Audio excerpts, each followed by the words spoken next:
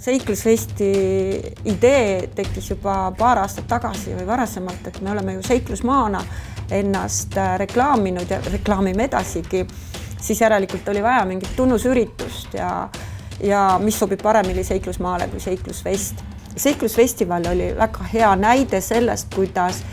mittetulundusühingud erinevad alates Alutaguse matkaklubist, linnuklubist, sihtasutustest nagu Sinimäe muuseum, Eesti kaevandusmuuseum, samamoodi ka noortekeskused, koolid, siis Jõhvika orienteerumisklubi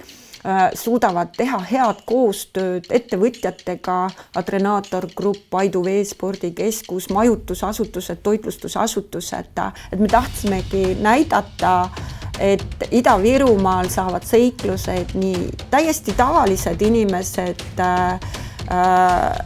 erinevates vanustes kuni päris sportlasteni välja, et kõikidele on meil võimalik pakkuda siis neile meelepäraseid ja jõukohaseid seikluseid.